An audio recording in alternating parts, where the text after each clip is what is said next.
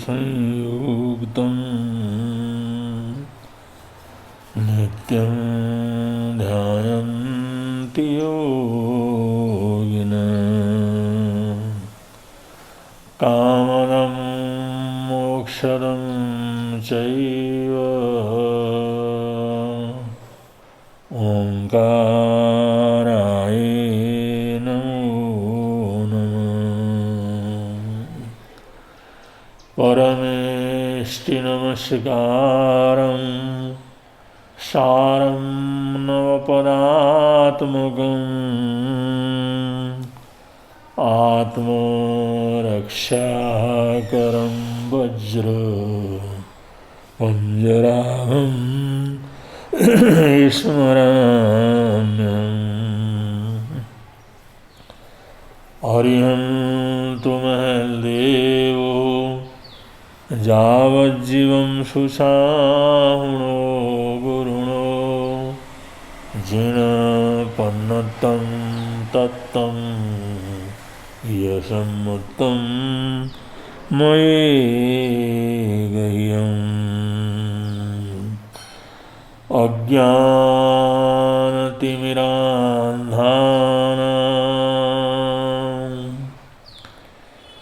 ज्ञानाञ्जनशलाकया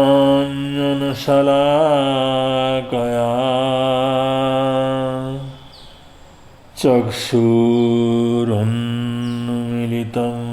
येन तस्मै श्री गुरवे नमः। तस्मै श्री गुरवे नमः।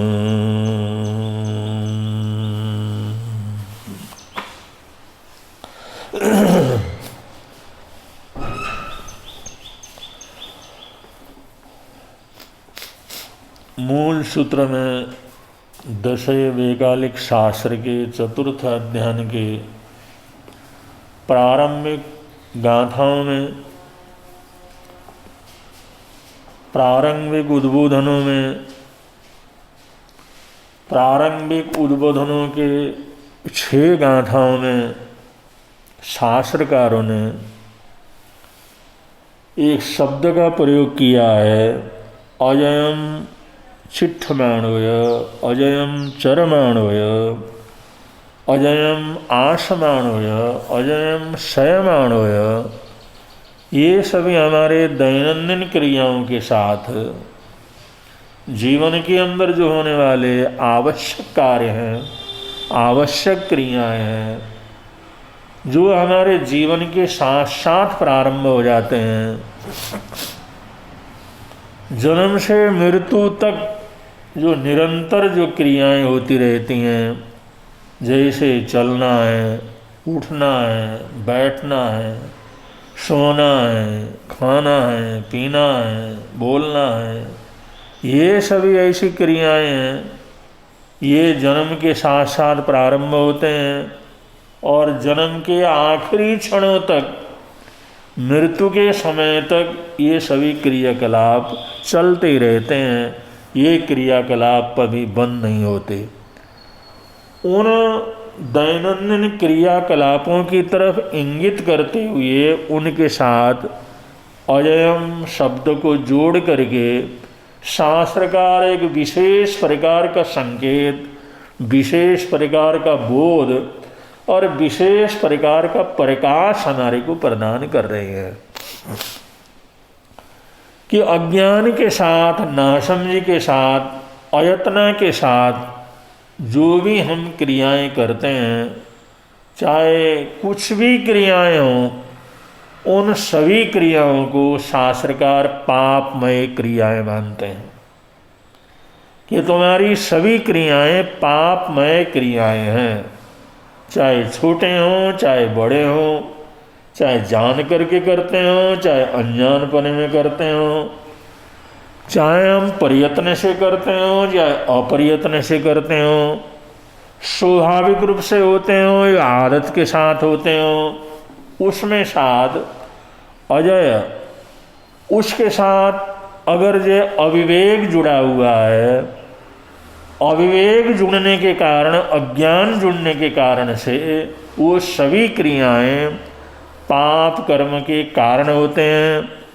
जीव हत्या के कारण हो जाते हैं, प्राणियों के वध के कारण बन जाते हैं, बुरे कर्मों के बंधन के कारण बनते हैं, और उनका परिणाम जो भी सामने आता है वह परिणाम भी हमारे को पाप कारक ही परिणाम होता है, जिसको हमारे को भुगतना पड़ता है। ये बात प्रारंभ के 6 गाथाओं के माध्यम से इस तरह से विश्लेषणात्मक रूप से इस विषय को रखा गया है। इसको रखने का तात्पर्य ये है, शास्त्रकार ये बतलाते हैं कि हमारे जीवन में अज्ञान सबसे बड़ा पाप है। जो नासमझी है, अज्ञान है, अजागरूकता है, वो हमारे जीवन का सबसे बड़ा पाप है। और अज्ञान से बढ़ कर के कोई अंधकार नहीं है, अज्ञान से बढ़ कर के कोई पाप नहीं है, अज्ञान से बढ़ कर के कोई दुख नहीं है, अज्ञान से बढ़ कर के कोई समस्या नहीं है। जितने भी हमारे जीवन के अंदर कोई समस्याएं पैदा होती हैं, हमारे परिवार में समस्याएं पैदा होती हैं, या हमारे मोहल्ले में, हमारे नगर में समस्याएं पैदा हो जाती हैं, अड़ोस पड़ोस के अंदर समस्याएं पैदा हो जाती हैं, इन सभी समस्याओं की जड़ में शास्त्रकार कहते हैं कि अज्ञान, अविवेक ये सबसे बड़ा कारण है। क्योंकि दुनिया में सबसे बड़ा अगर कोई पाप है तो उस पाप को कहते हैं अज्ञान रूपी पाप, अज्ञान अंधकार। जो अज्ञान का अंधकार है, अज्ञान का जो पाप है, यही सभी प्रकार की समस्याओं का जड़ है। तो ये शास्त्रकार अज्ञान को पाप इसलिए बतला रहे हैं कि अगर हम ये भी देख सकते हैं, क्योंकि जिन लोगों में अज्ञान है, मतलब जानकारी नहीं है, अज्ञान के रूप में अज्ञान इतना बड़ा शब्द है, इसको समग्र रूप से बतलाना या समग्र रूप से समझना ये बड़ा कठिन काम है। हम जो है उसको छोटे छोटे रूप के अंदर समझ सकते हैं कि अज्ञान को एक सामान्य रूप से तो ये समझा जाता है कि साक्षरता का न होना। अगर साक्षरता नहीं है तो वहाँ पर भी अज्ञान रहता है। लोग कहते हैं अनपढ़ लोग हैं, साक्षर हैं, इनको अक्षर ज्ञान नहीं है। अक्षरों का ज्ञान न होना, पुस्तकों का ज्ञान न होना, पढ़ाई का न होना, लिखने पढ़ने का अभ्यास न होना, ये भी अज्ञान के अंतर्गत है। और इस अज्ञान के कारण भी आज लाखों करोड़ों लोग और सैकड़ों प्रकार की ऐसी जातियां हैं, ऐसे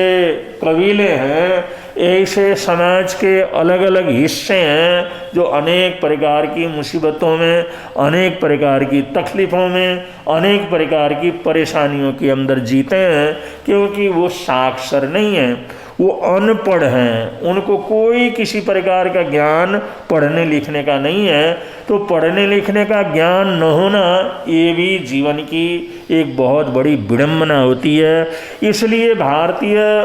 संविधान ने ये बतलाया कि प्रत्येक नागरिक को पढ़ना बहुत ज़रूरी है, साक्षर होना बहुत ज़रूरी है। जिस देश के नागरिक साक्षर रहेंगे वही देश के लिए कुछ कर सकेंगे, लेकिन साक्षरता ही नहीं है तो उसके अंदर जो है उससे क्या अपेक्षा की जा सकती है। इसलिए साक्षरता को बहुत ज़्यादा महत्व दिया और उसके लिए ये मौलिक अधिकार के अंदर रखा गया कि अक्षर ज्ञान प्राप्त करना, पढ़ने का अधिकार प्राप्त करना, ये जो है देश के प्रत्येक नागरिक का अपना मौलिक अधिकार है। इससे किसी को वंचित नहीं किया जा सकता। और ऐसा संविधान होने के बावजूद, स्वतंत्रता के बाद हम जो है आगे बढ़ने वाले विकासशील देशों के अंतर्गत होने के बावजूद आज तक करोड़ों लोग हमारे देश में साक्षर भी नहीं हैं, वो निरक्षर अवस्था के अंदर अपने जीवन को जीते हैं। और जो निरक्षर हैं, साक्षर नहीं है, पढ़े लिखे नहीं हैं, और उनको न तो अपने अधिकारों का पता लगता है, न अपने जीवन का पता लगता है, ना हमारे को क्या करना है क्या नहीं करना है इसका पता लगता है। वो लोग स्वतंत्रता के बावजूद एक गुलामी का जीवन जी रहे हैं, दासों का जीवन जी रहे हैं। दूसरे के आदेश के अनुसार, दूसरे के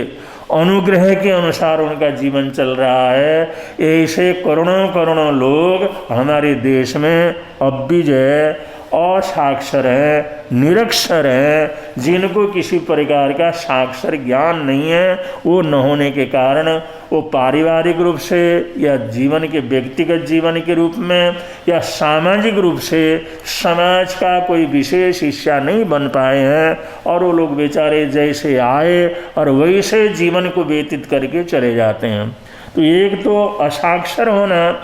और साक्षरता का न होना ये बड़ी समस्या है, ये बड़ा अज्ञान है, और इससे भी अनेक प्रकार की समस्याएं पैदा होती हैं। ये भी पाप का कारण है, क्योंकि जो लोग साक्षर हुए हैं, जिनको पढ़ने का मौका मिला है, और जो हमारे सामने ही थे आज से 50, 60, 100 वर्ष पहले साक्षरता नहीं थी, लेकिन साक्षरता का अधिकार मिला, उसको बड़ी तेज़ी से उन्होंने अपने जीवन में अपनाया और साक्षर होने के लिए आगे बढ़े। तो पढ़ते पढ़ते आज बड़ी बड़ी क्लासों के अंदर पहुंच गए, बड़ा उनका बौद्धिक विकास हुआ, आज कहाँ से कहाँ पहुंच गए। ऐसे लाखों करोड़ों लोग हैं। इस साक्षरता से कारण आज समाज की मूल धारा के अंदर विशेष महत्व तो क्या कर लेते हैं, वो लोग ले लगते हैं। तो ये साक्षरता होना ये भी बहुत आवश्यक है। ये भी अज्ञान अंधकार को दूर करने का एक तरीका है, क्योंकि अज्ञान को शास्त्रकारों ने पाप कहा, अज्ञान सबसे बड़ा पाप है। तो उस अज्ञान को दूर करने का सबसे पहला जो साधन है वो साक्षरता है, कि साक्षरता पढ़ने लिखने की सुविधा, पढ़ने लिखने के साधन हमारे को उपलब्ध करवाना, या किसी को उपलब्ध नहीं है तो उपलब्ध करवाना, पढ़ाना, उनको साक्षर करना, ये अज्ञान से लड़ने का एक पहले प्रकार का तरीका है। और दूसरा जो है, साक्षरता देने के बावजूद भी बहुत से ऐसे लोग हैं साक्षर तो हो जाते हैं लेकिन वो अशिक्षित हो जाते हैं। अशिक्षित, साक्षर तो हैं, पढ़े हुए तो अक्षर ज्ञान तो उनको है, लेकिन जो एक शिक्षा होनी चाहिए, एक अनुशासन होना चाहिए, एक उनको ज्ञान होना चाहिए, एक उसको अच्छी जानकारी होनी चाहिए, उसका न होना ये भी अज्ञान का कारण कहलाता है, जिसको अशिक्षित कहते हैं। साक्षर होने के बावजूद भी जो अशिक्षित हैं, जिनको अनुशासन का पता नहीं है, अच्छे बुरे का पता नहीं है, जिन्होंने कुछ ऐसे लोगों के साथ सत्संग नहीं किया जिससे उनको शिक्षित मिले, शिक्षा मिले, गुरु के चरणों में नहीं रहे या गुरु के पास में नहीं रहे, अच्छे गुरु का संपर्क नहीं मिला, अच्छे लोगों का संरक्षण नहीं मिला, उनके अनुशासन में सीखने का मौका नहीं मिला, सीख करके आगे बढ़ने का मौका नहीं मिला। तो साक्षर होने के बावजूद वो अशिक्षित होने के कारण भी वो अपना हित अहित क्या कर सकते, नहीं समझ सकते, और वो उन्हीं प्रकार की परेशानियों में, तकलीफों में और उन्हीं प्रकार की वृत्तियों के अंदर रहते हैं जिसके अंदर सिर्फ गुलामी रहती है, गिरम दास्ता रहती है, केवल परतंत्रता रहती है, और उसी दुख को और अपने प्रारंभिक जो साधन है उनको भी उपलब्ध नहीं कर पाते। ये भी एक प्रकार का अज्ञान का ही कारण है। तो शास्त्रकार कहते हैं अज्ञान को तोड़ने के जो अलग अलग रास्ते हैं, उसमें सबसे पहले साक्षरता और दूसरी शिक्षा। शिक्षा बहुत अच्छी तरह से आदमी को मिले, शिक्षित हो जाए, वो उसको अच्छी तरह से शिक्षण प्रशिक्षण दिया जाए, तो आगे बढ़ करके अपने जीवन को वो मूल्यवान बना सकता है, अपने कर्मों को मूल्यवान बना सकता है, अपने सोच को मूल्यवान बना सकता है, अपने प्रयत्नों को मूल्यवान बना सकता है, और मूल्यवत्ता उसकी बढ़ती है तो उसकी कीमत भी बढ़ जाती है, उसके परिवार की कीमत भी बढ़ जाती है, उसके समाज और देश की कीमत भी आगे बढ़ती है। और इसके आगे शास्त्रकार कहते हैं तीसरा जो अज्ञान जो रहता असंस्कारित, संस्कार का नहीं होना, कि हमारी संस्कार का नहीं होना, संस्कृति का नहीं होना, एक जो है जहाँ पर रहते हैं हमारी संस्कृति इतनी ऊंची हो, इतनी सभ्यता ऊंची हो, उसी ऊंची सभ्यता से संस्कारित नहीं होना, इससे भी अज्ञान बढ़ता है और इससे भी समस्याएं बढ़ती हैं, इससे भी तकलीफ़ें बढ़ती हैं और इससे भी तरह तरह की मुसीबतें अपने जीवन के अंदर बढ़ती हैं, क्योंकि शास्त्रकार कहते हैं अज्ञान सबसे बड़ा पाप है। और वो अज्ञान भी एक तरह का नहीं है तो कई कई तरह का है, लेकिन फिर भी सबसे पहले यहाँ पर समझना जरूरी है। सबसे पहले शास्त्रकारों ने ये बतलाया कि हमारे जीवन के अंदर अज्ञान सबसे बड़ा अंधकार है, अज्ञान सबसे बड़ी मुसीबत है, अज्ञान सबसे बड़ा दुख है, अज्ञान सबसे बड़ी हमारी जो कमजोरी है और जिसके कारण हम तरह तरह की समस्याओं के अंदर फंसे रहते हैं। और उस अज्ञान को तोड़ने के लिए साक्षरता की जरूरत है और उसके साथ साथ शिक्षा की जरूरत है, शिक्षित होने की जरूरत है, उसके साथ साथ सुसंस्कारित हमारा जीवन हो, ये भी क्या है, परम आवश्यक है। अगर सुसंस्कार नहीं है, सुशिक्षा हमारे जीवन के अंदर अगर नहीं है, तो आजकल हम देश के अंदर देखते हैं कि कितने लड़ाई झगड़े, कितने युद्ध का वातावरण, वैमनस्य का वातावरण हमारे देश के अंदर बना रहता है। ऊंची जाति भी है, नीची जाति भी है, छुआछूत की प्रवृत्तियां हैं और तो एक दूसरे के प्रति घृणा की प्रवृत्ति है, जातिवाद का जो वातावरण है, ये सब अज्ञान के परिणाम है। ये सब हमारे जीवन के अंदर असंस्कारों के,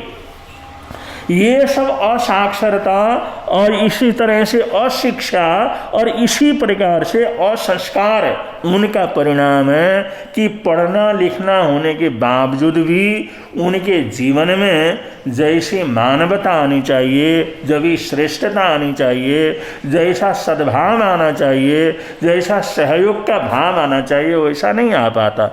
और इन बुराइयों को, जो अज्ञान वाली बुराइयां हैं, नासमझी वाली बुराइयां हैं, कुशिक्षा वाली बुराइयां हैं, कुसंस्कार वाली बुराइयां हैं, उन बुराइयों को समय समय पर जगाने का प्रयत्न किया जाता है। जैसे जैसे हम देखते हैं कि जैसे चुनाव का समय आता है, वोट लेने का समय आता है, वो जीतने का समय आता है, ऐसे समय के अंदर तो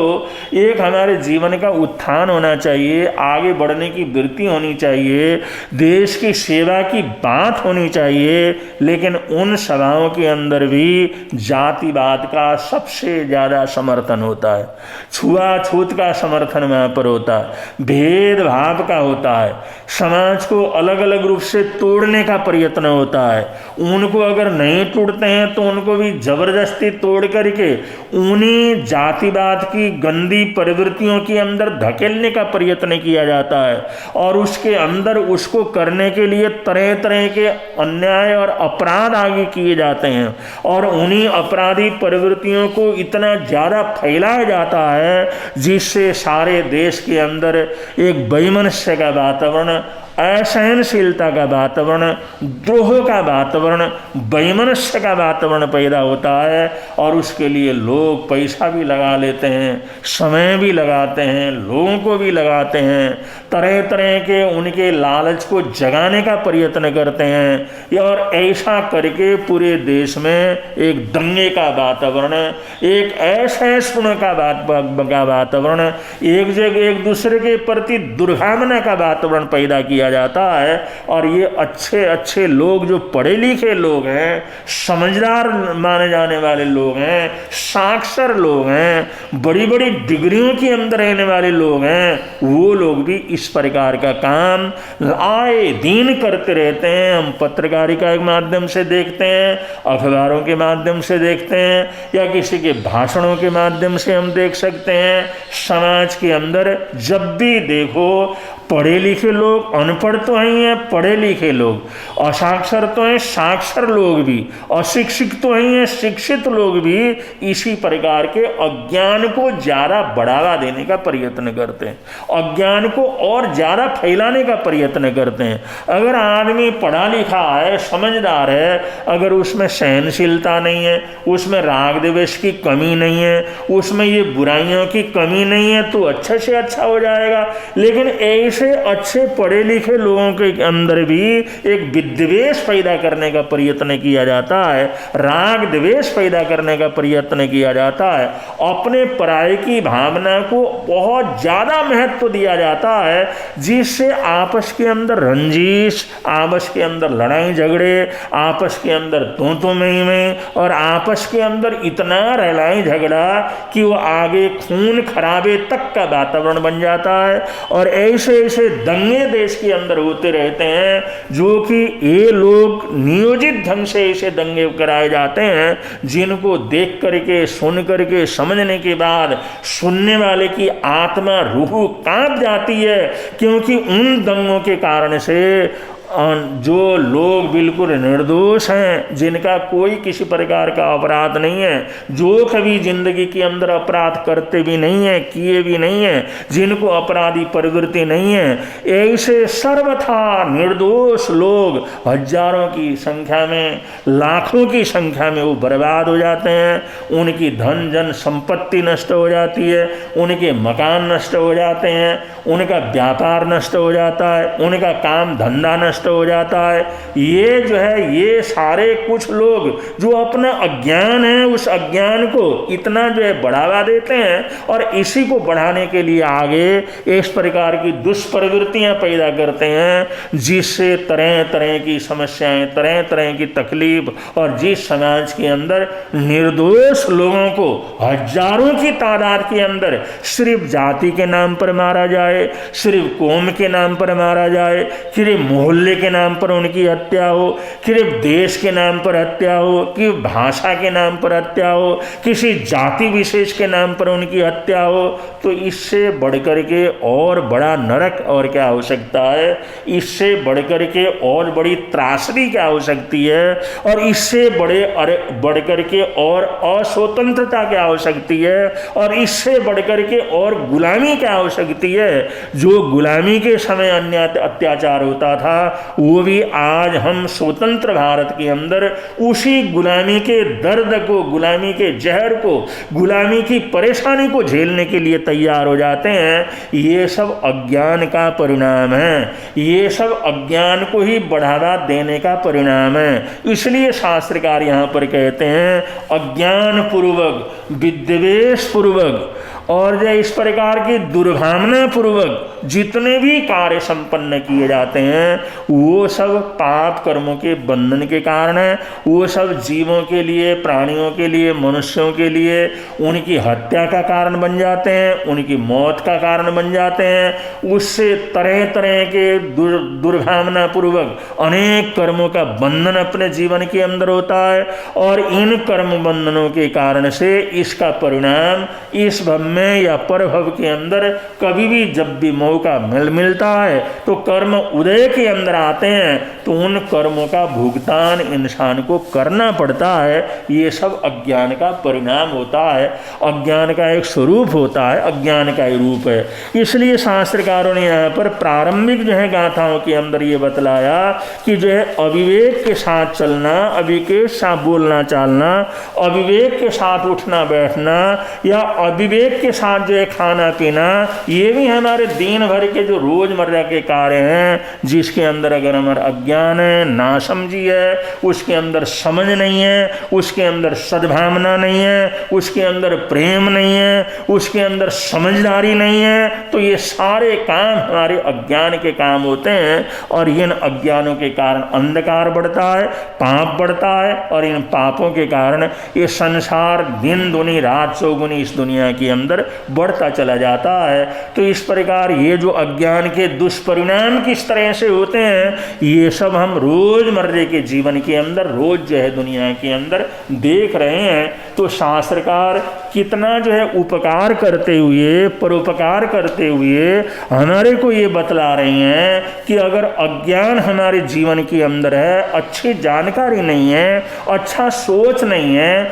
अच्छी शिक्षा नहीं है, अच्छी समझ नहीं है, तो इस द्वारा हमारे किए हुए सारे के सारे काम वो दूसरे के लिए तकलीफ देने वाले हो जाते हैं और दूसरे के मरण के कारण हो जाते हैं, तकलीफ के कारण होते हैं। तो उससे कर्मों का बंधन बंधन होता है और कर्म का बंधन होता है, तो जब भी कर्म के फल लगते हैं तो कड़वे फल लगते हैं और उन कड़वे फलों का भुगतान हमारे को खुद करना पड़ता है। तो ये अज्ञान को शास्त्रकारों ने सबसे बड़ा पाप कहा है और उसी का परिणाम है आज देश के अंदर चारों तरफ यही हायतवा, यही अशांति हमारे को दिखाई दे रही है। इतने साधन होने के बावजूद, इतना बल बढ़ने के बावजूद, इतने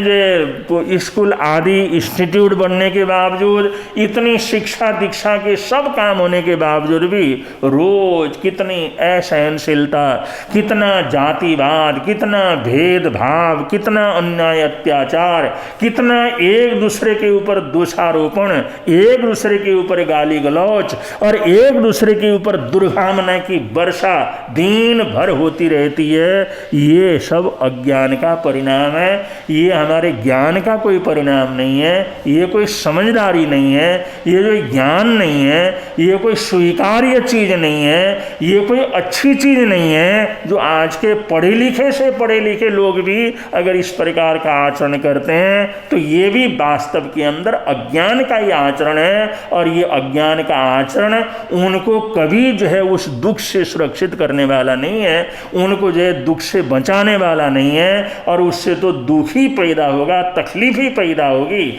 इसलिए शास्त्रकार कहते हैं कि आज हम चारों तरफ के वातावरण को देखते हैं, संसार के अंदर चारों तरफ अज्ञान ही अज्ञान छाया हुआ है। कहीं पर असाक्षरता का अज्ञान छाया हुआ है, कहीं पर अशिक्षित पने का अज्ञान छाया हुआ है, कहीं पर असंस्कारित पने का अज्ञान छाया हुआ है। लेकिन बोध का जो अबोध, कहीं पर वो अबोध का अज्ञान है। पढ़े लिखे हैं, समझदार हैं, शास्त्रों को जानते हैं, लेकिन फिर भी उसके अंदर जो बोध होना चाहिए, जो ज्ञान होना चाहिए, जिससे आत्मा